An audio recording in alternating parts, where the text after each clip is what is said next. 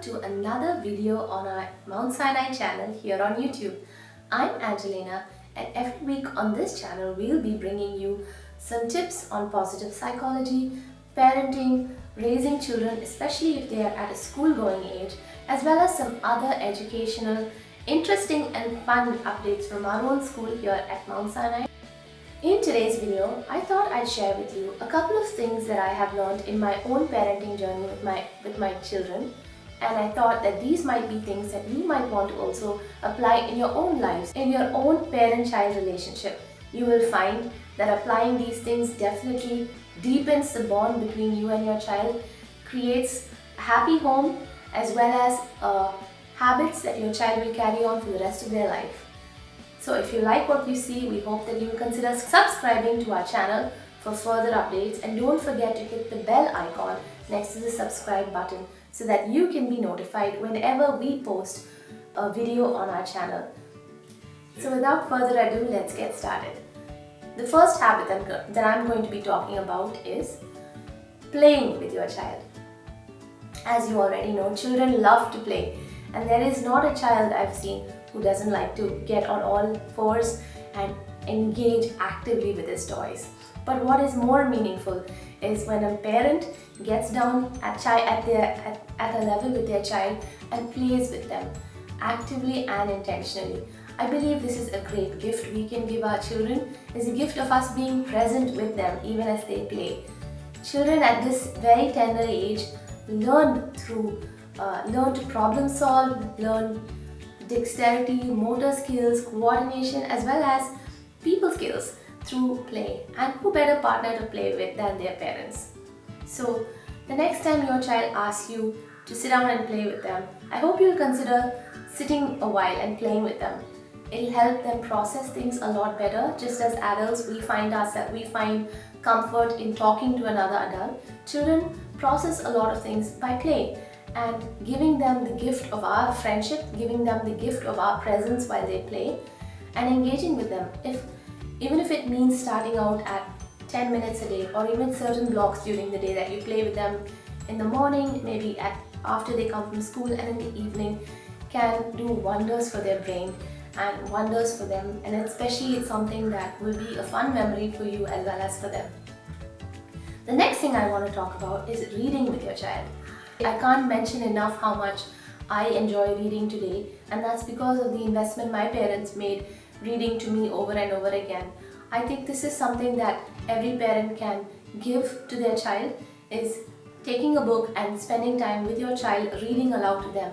Even though at first it may be something that you feel is almost like a chore and you wonder if the child is actually benefiting from it, research now tells us that children who were read to for at least 15 minutes a day were found to be more smarter, intelligent, and also developed a lifelong love for learning.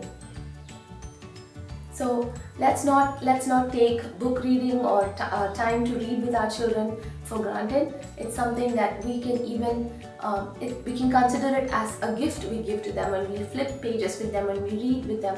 I found in my own experience with my two little boys that reading helps them calm down.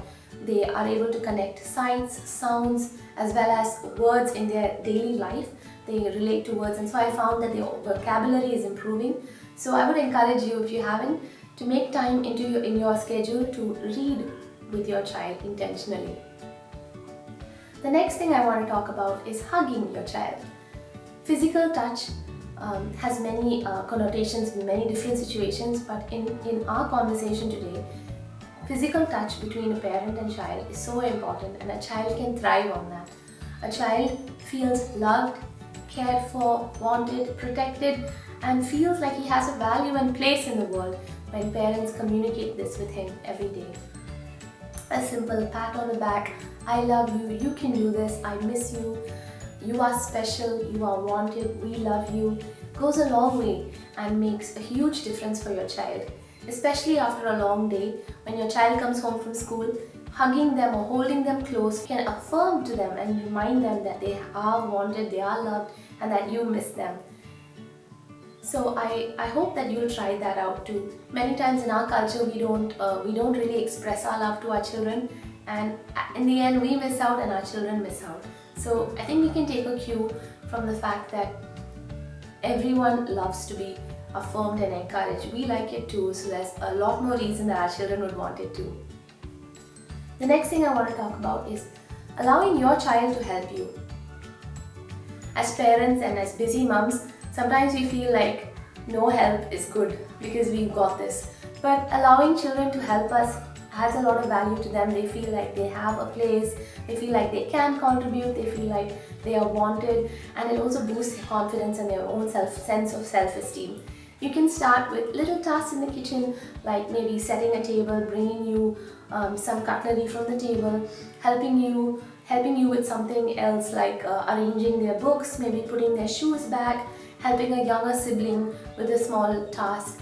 Just that you approach them, you ask them, and that you bring them alongside with you on the work helps them feel so important. I have noticed with my own children that they feel a great sense of worth and accomplishment when a work gets done. Not only that, they're also learning that when they work hard, things get done, and that everyone can enjoy the benefits of something or a job well done. The last thing I want to talk about is this concept of family time. And what I've learned so far is that as a family, if you can set apart some time for you to just spend time as a family, this is your family's time to just spend time with one another, make it fun, make it happy.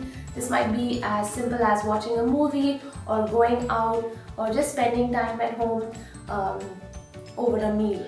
But the idea is that we want children to enjoy and look back on their times with their family as something that they love, that they cherish, that they look forward to. As parents, I think we have that important role of making our home a safe place, one that they feel secure in, and one that they want to come home to.